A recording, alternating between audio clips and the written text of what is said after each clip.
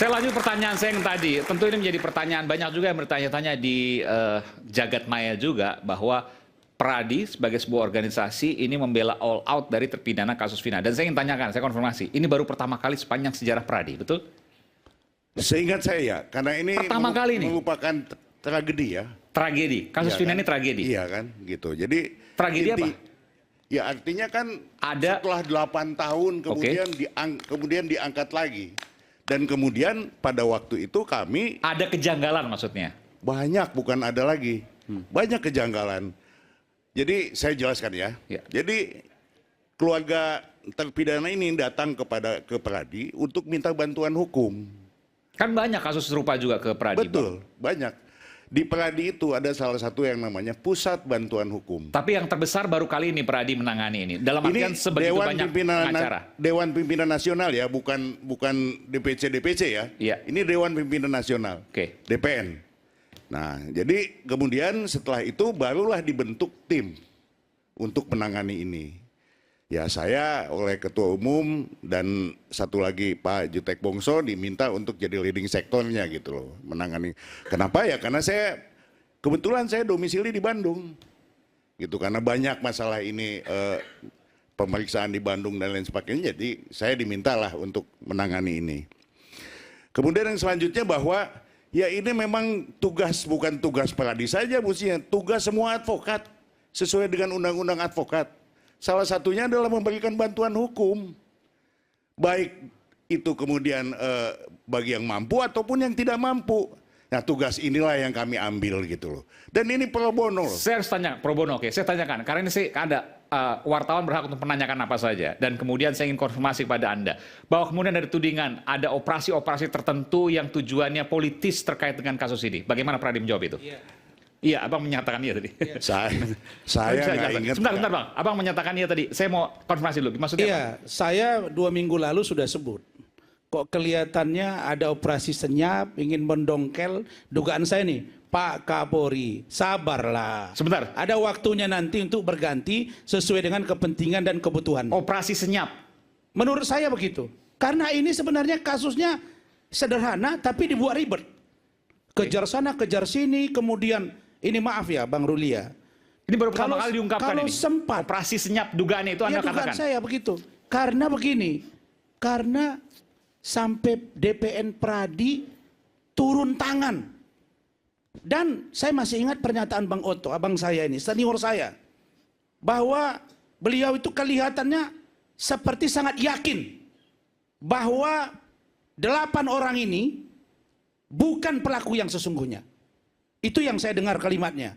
Lalu kemudian, satu yang saya diingatkan oleh teman kita, bahwa setahu saya, kalau mereka sudah mengajukan gerasi, 8 orang loh Bang, 2020 ditolak Bang. Ya, kalau mengajukan PK, kan dia mengakui perbuatannya. Terus apa yang mau di-PK-kan Bang? Begini. Ini akan menjadi multitafsir. Ini harus dijawab dulu nih, operasi senyap. Iya. Dugaannya Pradi gitu, Anda karena katakan. ada satu pengacara. Sebentar, dugaannya Pradi. Anda mengatakan itu? No. Saya melihat ada satu oknum juga si pengacara yang selalu mencurigai bahwa polisi tidak kerja keras, minta presiden buat TPF dan lain-lain. Kemudian ada bicara beberapa petinggi.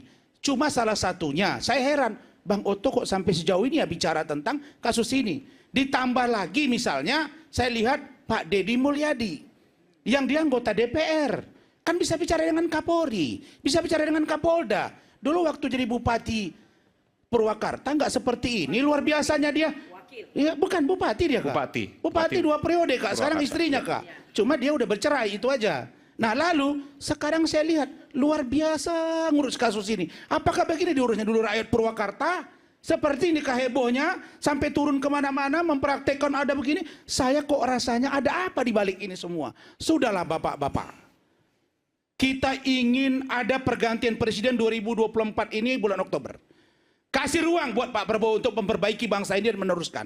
Beri ruang kepada Pak Jokowi menyelesaikan tugas-tugasnya. Kasih kesempatan kepada Kapolri mengusut kasus ini. Itu aja. Bentar, nanti saya berikan kesempatan. Silakan. Iya, itu yang saya lihat gitu. Kenapa? TV, Bung Aiman, saya amati berapa TV yang concern di kasus ini. Ini. Hari ini begini, hari ini begini. Ada yang sampai bilang salah satu TV, fiktif, fiktif, fiktif. Wah, ini apaan ini? Saya curiga, ada apa ini? Karena itu, saya bermohon kepada kita semua. Selesai Prapit ini, ditolak atau diterima, turunkanlah tensi pemberitaan ini. Yang berambisi mau dapat jabatan, tunggulah kesempatan untukmu. Setiap orang ada masanya, setiap masa ada orangnya. Oke, baik. Oke, saya ini karena hal yang sangat serius untuk dijawab, saya berikan kesempatan untuk apa tadi? Operasi senyap yang tadi dikatakan ada Ya. ingin mengganti. Mendongkel dugaan saya Bapak Kapolri. Ini Bung Rasman ini jadi udah kemana-mana gitu. Kami ini tugasnya adalah memberi bantuan hukum. Saya nggak tahu yang Bung Rasman omong Enggak, itu. saya nggak silakan menuduh lah. Kapolri, saya nggak menuduh Bukan, DPR saya hanya Pradi loh, Bang. bilang. Enggak loh Bang, saya Bukan, nggak menuduh Bang. Ya. Saya melihat informasi yang berkembang dan liar ini kok kayaknya aneh gitu. Ada apa dengan ini gitu loh Bang. Ya. Nah, itu aja. Oke, saya luruskan ya. Oke, silakan. Jadi intinya adalah salah satu tugas kami untuk membantu. Kalau hari ini para terpidana, mungkin besok Bung Rasman minta bantuan kami kalau mungkin juga akan bantu gitu loh. Kita lihat masalah-masalahnya. Jadi bukan ke fokus pada masalah Cirebon ini saja gitu. Bang, ada banyak pengacara sekarang diduga dikriminalisasi, termasuk saya, ya, termasuk Alvin Lim, termasuk Kamarudin Simanjuntak, nggak nongol tuh Pradi. Saya nggak pernah ditanya Bang. Mestinya minta Sebentar dulu Bang, bantuan. saya nggak pernah ditanya. Kita justru sebagai lawyer hari ini berbahaya kalau dibiarkan kriminalisasi terhadap lawyer. Kita berdiri untuk kita karena kita membela. Tapi kenapa kok dibiarkan? Terlepas salah atau tidak saya, Alvin Lim Kamarudin, tapi tampillah senior-senior ini. Tapi kok diam saja? Bahkan dulu ada seorang pengacara beling-beling yang merendah-rendahkan pimpinan pucuk organisasi advokat. Diam aja bangku itu. Dari Amerika dia telepon Bung saya. Rasman mestinya jadi anggota kita. Bentar bang, dia telepon saya dari Amerika.